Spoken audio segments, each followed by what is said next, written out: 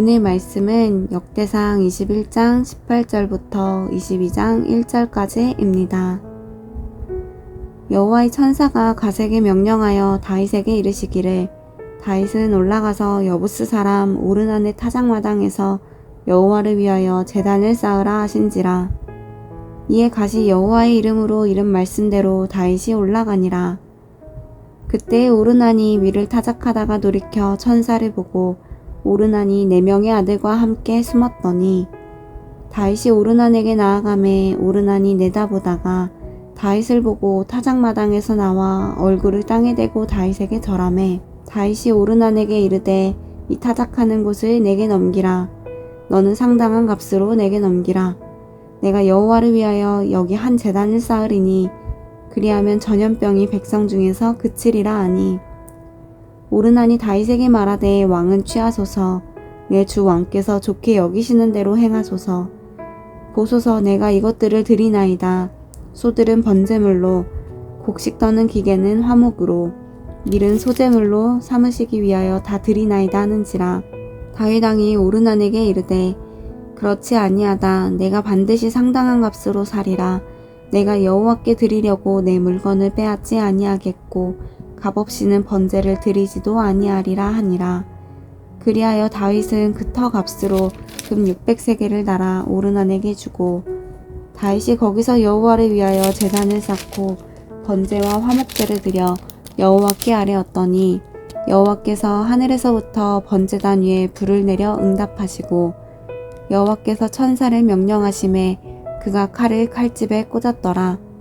이때 다윗이 여호와께서 여부스 사람 오르난의 타작마당에서 응답하심을 보고 거기서 제사를 드렸으니 옛적에 모세가 광야에서 지은 여호와의 성막과 번제단이 그때 기브온 산당에 있었으나 다윗이 여호와의 천사의 칼을 두려워하여 감히 그 앞에 가서 하나님께 묻지 못하더라. 다윗이 이르되 이는 여호와 하나님의 성전이요 이는 이스라엘의 번제단이라 하였더라. 아멘.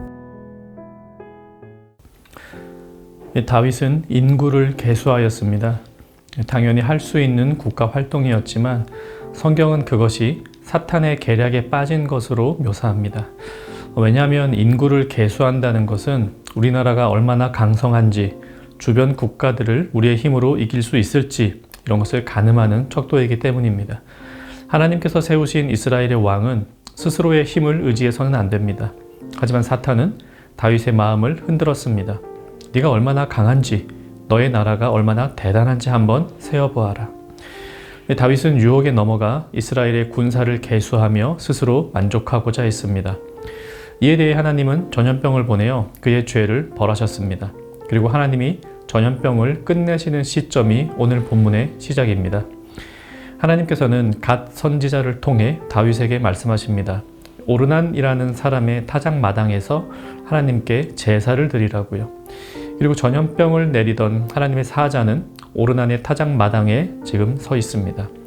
그곳에 다윗 왕이 갑니다. 그리고 오르난에게 하나님의 용서가 임한 이 오르난의 마당을 자신이 사겠다고 말합니다. 하나님의 사자가 서 있는 그곳에 제단을 쌓고 제사를 드리려 합니다. 왕이 이렇게 말하니 오르난은 팔지 않고 그냥 왕에게 거저 드리겠다고 합니다. 하지만 다윗은 말합니다. 24절입니다. 내가 반드시 상당한 값으로 사리라. 내가 여호와께 드리려고 내 물건을 빼앗지 아니하겠고 값 없이는 번제를 드리지도 아니하리라. 하나님은 다윗의 죄에 대해 분노하셨고 이제는 다윗과 화평을 갖기 원하십니다. 다윗이 드리는 제사는 하나님께서 다윗을 용서하신다는 의미와 또 자신을 용서하신 하나님께 대한 다윗의 감사, 동시에 다윗이 하나님께 다시는 그와 같은 범죄를 하지 않겠다는 다짐이기도 합니다.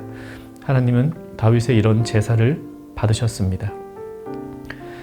구약 성경에 나오는 제사는 오늘 우리가 하는 예배로 완성됩니다. 제사에서 사용되었던 제물은 그리스도의 희생을 먼저 보여주는 것이고 이 제사를 통해 하나님께서는 백성들을 받아주시는데 이는 그리스도의 피를 통해 우리의 죄를 사하시고 우리를 받아주심을 보여줍니다. 오늘 본문에 나온 다윗의 제사의 특징을 살피면서 오늘 우리의 예배에 대한 한 가지 적용을 해보겠습니다.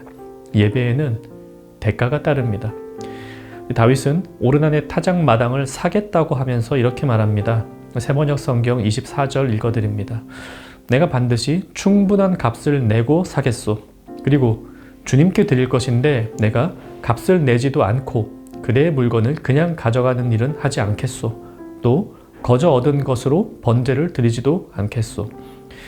예배에 대가가 따른다는 말은 단순하게 예배에 오면서 헌금을 가져와야 한다는 의미가 아닙니다.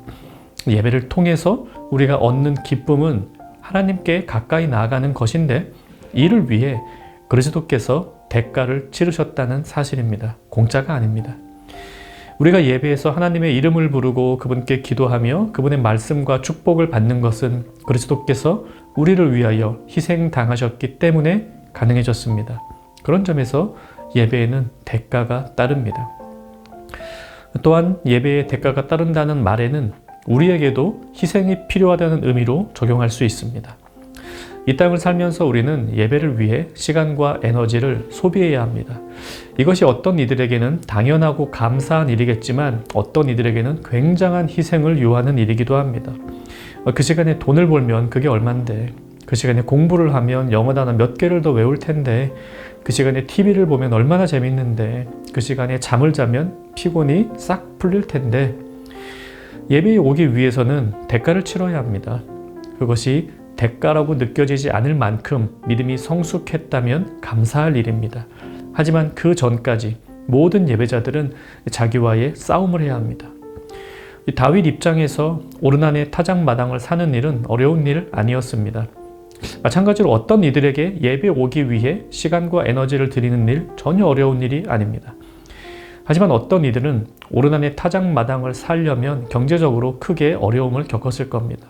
마찬가지로 어떤 이들에게는 내일이 시험이고 급한 볼일이 생기고 중요한 스포츠 게임이 있고 이런 것들이 예배하러 나오는데 걸림돌이 됩니다. 그때 반드시 우리는 대가를 치러야 합니다. 그래야 하나님을 예배할 수 있습니다. 예배는 시간이 남아 돌 때, 할 일이 없을 때 하는 것이 아닙니다. 하나님은 심심할 때 만나는 분이 아닙니다. 예배를 위해서는 대가를 치러야 합니다. 예배 오실 때마다 기쁨이 넘친다면 좋은 일입니다. 그 신앙을 유지하십시오. 예배 오기 위해 무언가 희생해야 한다면 그것도 좋은 일입니다. 대가를 치르고 예배하십시오. 하나님을 만나는 일은 그 어떤 대가보다도 더 가치 있는 일입니다. 같이 기도합시다. 하나님 만나는 일을 게을리하지 않게 하소서. 예배를 가장 우선순위에 두고 살게 하소서. 오늘 하루 하나님과의 만남을 가장 소중히 여기는 청년가족 되기를 바랍니다.